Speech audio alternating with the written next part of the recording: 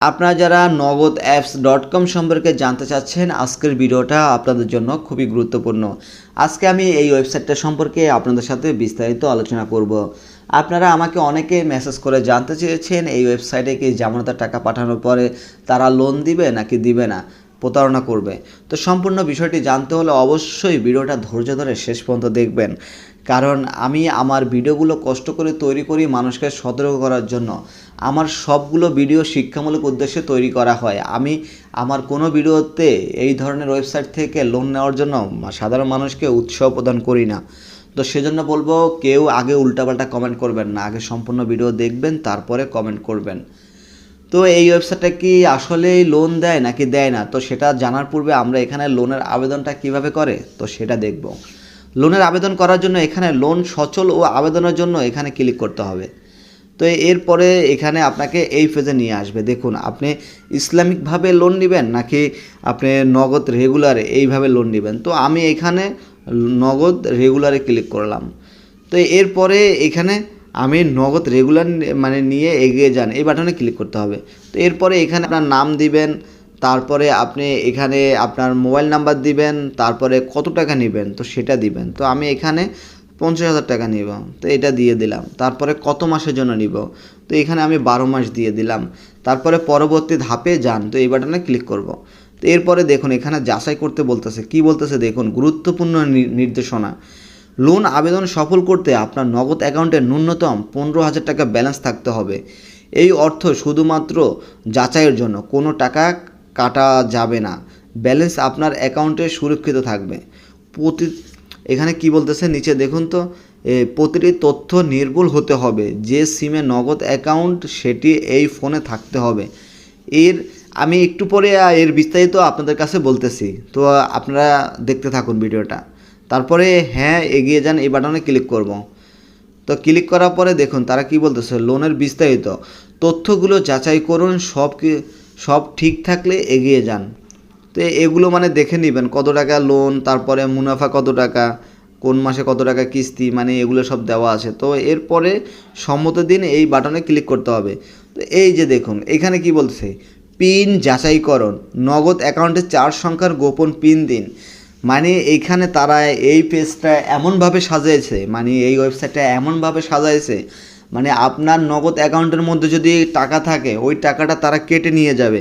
দেখুন এখানে সর্বপ্রথম আপনাকে আপনার নগদ অ্যাকাউন্টের পিন নাম্বার দিতে বলতেছে। দেখুন মানুষকে কতভাবে বোকা বানিয়ে এরা এই আপনার ব্যালেন্সের টাকাগুলো তারা মেরে দিচ্ছে।